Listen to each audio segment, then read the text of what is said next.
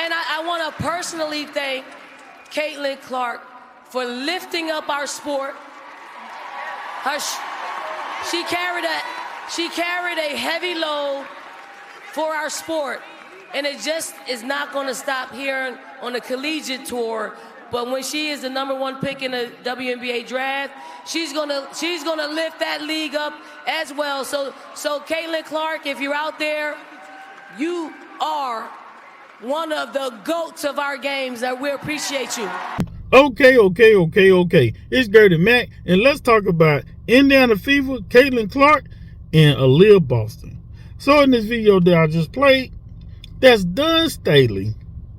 When she had won back in April, her team won the women's NCAA championship against Iowa. Now, Dawn Staley predicted what Caitlin Clark's impact would be once she make it to the WNBA.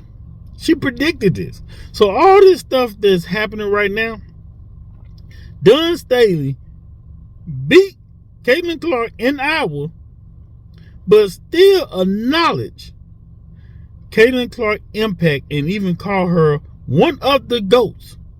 One of the GOATs, because there's many, but one of the GOATs. And knew that once Caitlin Clark got drafted in the WNBA, #1 draft pick, it was going to go further than what she was doing in college. And that's exactly what happened. So, Caitlin Clark and Aaliyah Boston led all the players in the WNBA All-Star fan voting.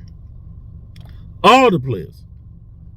These two teammates was top #1 and 2 in voting. Let's look at this. 2024 voting. Caitlin Clark came in #1 uno, 700,735 votes. Like, she had almost everybody vote for her. But not only that, Aaliyah Boston, right behind her, was 618,000. But here's the thing. Their impact was so strong that it even brought up the votes for people who, previous players from last year, who didn't receive a lot of votes. And we'll break that down too after this. But Asia Wilson, amazing player for the Las Vegas Aces, she came through with a whopping 607,000 votes. Breonna Stewart, 424,000. And Angel Reese in #5 at only 381,000. Now, I would have thought that with the Angel Reese and Caitlin Clark quote-unquote rivalry, that it would have put Angel Reese at least in the #2 spot. Because them two, when they play, it's a big deal. But that wasn't the case. But let's break this down. Let's get into the impact that this has had on previous players. Let's look at this. 2023 voting. Asia Wilson, now you just saw, she in 2024 got 607,000 votes.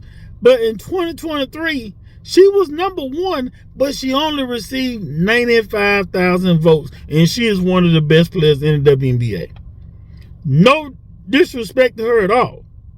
But this clearly shows that Caitlin Clark, Angel Reese, Aaliyah Boston, and the women that are playing now has the big impact on the WNBA.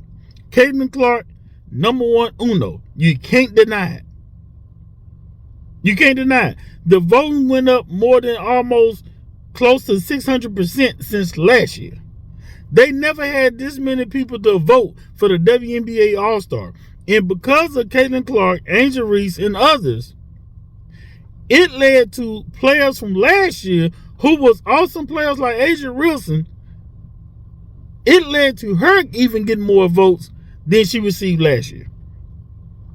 Caitlin Clark got more votes this year than all of them put together in 2023. Period. Quadruple-dippity. So, all the talk about what Caitlin Clark has done for the WNBA, it should be over. Because the proof is in the pudding. And I'm not talking about the pudding with the vanilla wafers. But y'all get in the comments, tell what y'all think. Don't forget to subscribe to the channel, like and share the video. Holla.